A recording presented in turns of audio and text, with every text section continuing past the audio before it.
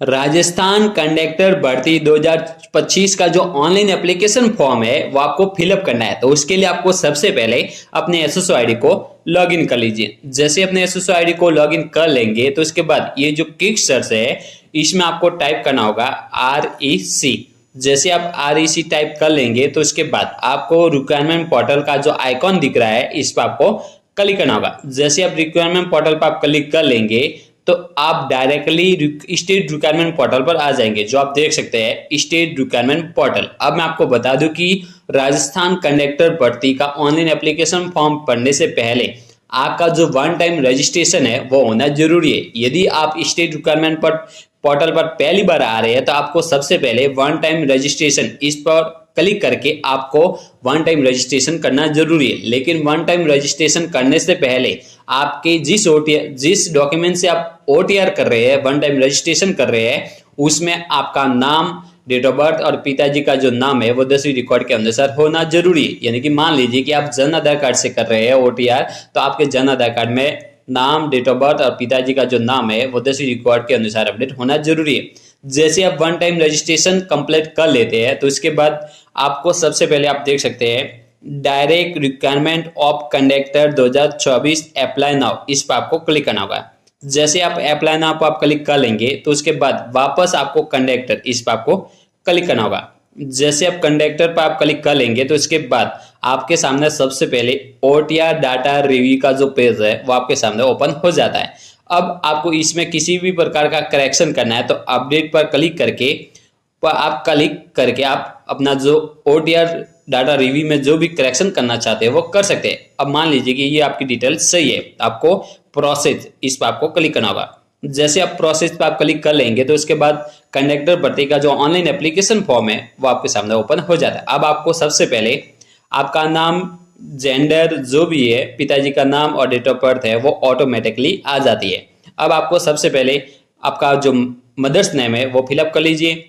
Mother's name fill up करने के बाद में आपकी जो भी कैटेगरी है उसे सेलेक्ट कर लीजिए। जनरल EWS है तो general EWS, MBC non creamy layer है तो MBC नॉन क्रीमिलियर, जो भी कैटेगरी है उसे सेलेक्ट कर लीजिए। उसके बाद यदि आप विशेष योग्यजन यानी कि आप दिव्यांग व्यक्ति है तो आप उसमें जो भी है आपकी कैटेगरी उसे सेलेक्ट कर लीजिए। उसके बाद में उप विशेष योग्यजन की जो श्रेणी है वो सिलेक्ट कर लीजिए। उसके बाद क्या आप श्रुत लेखक की आवश्यकता है आपको, यानी कि आपको श्रुत लेखक की आवश्यकता है, यानी कि आपको एग्जाम दिलवाने के लिए किसी अन्य कैंडिडेट की आवश्यकता है तो यस करना है, नहीं तो नो। उसके बाद में आपका जो भी धर्म है उसे सेलेक्ट कर लीजिए। विवाहित स्थिति को सेलेक्ट कर लीजिए। उसके बाद में यदि आप मैरिड है, विवाहित महिला है तो आपको हस्बैंड का नाम पढ़ना जरूरी है। और उसके बाद में जो भी है आपके बच्चे से संबंधित जो संख्या है वो आप फिलअप कर लीजिए। यदि 2002 से पहले है तो यहाँ पर आपको फिलअप करना होगा, यदि 2002 के बाद है तो यहाँ पर सेकंड वाले ऑप्शंस में, ठीक है। उसके बाद में मोबाइल नंबर फिलअप कर लीजिए।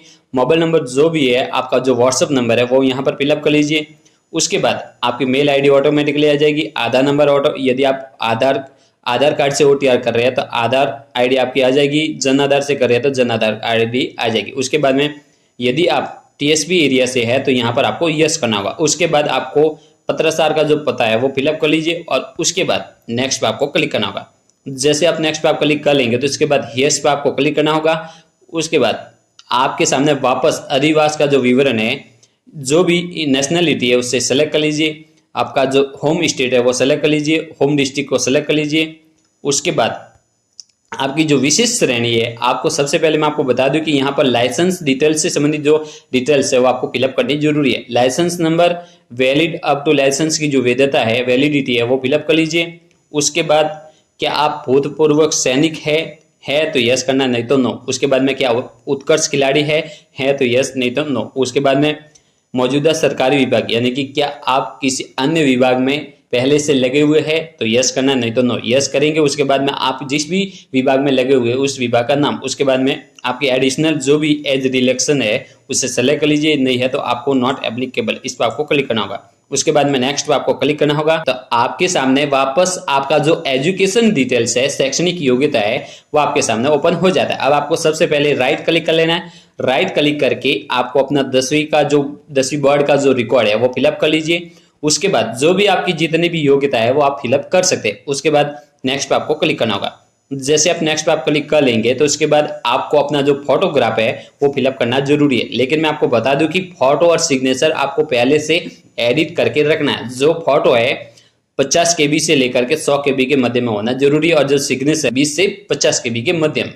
फोटो तो है 50 से 100 और जो सिग्नेचर है वो 20 से 50 KB। उसके बाद में आपका जो भी बॉडी मार्क है वो फिलअप कर लीजिए और नेक्स्ट पे आपको क्लिक करना होगा। जैसे आप नेक्स्ट पे आप क्लिक कर लेंगे तो जैसे ही आप अपना फोटो और सिग्नेचर अपलोड करके नेक्स्ट पे आप क्लिक कर लेंगे तो आपके फॉर्म का जो प्रीव्यू है वो आपके सामने शो हो जाता है। जैसे आप अपना प्रीव्यू चेक कर लेंगे, यदि उसमें किसी भी प्रकार की गलती है तो सबमिट करने से पहले आप सुधार सकते हैं। सबमिट करने के बाद आप उसमें संशोधन नहीं कर पाएंगे। तो आप अपना फॉर्म का प्रीव्यू अच्छी से चेक कर लीजिए। अच्छे से चेक करने के बाद उसे सबमिट पे आपको क्लिक करना होगा। जैसे आप सबसे पहले राइट क्लिक करना होगा, राइट क्लिक करके सबमिट पर आप फाइनल सबमिट पर आप क्लिक कर लेंगे तो आपके जो रजिस्टर्ड मोबाइल नंबर है उस पर ओटीपी भेजा जाएगा। उस ओटीपी को फिलअप करके आप अपना फॉर्म है वो सबमिट कर सकते हैं। तो दोस्तों इस तरह आप राजस्थान कंडक्टर भर्ती का ऑनलाइन एप्लीकेशन फॉर्म फिलअप कर सकते हैं। तो प्लीज लाइक एंड सब्सक्राइब मेरे चैनल। जय हिंद, जय भारत।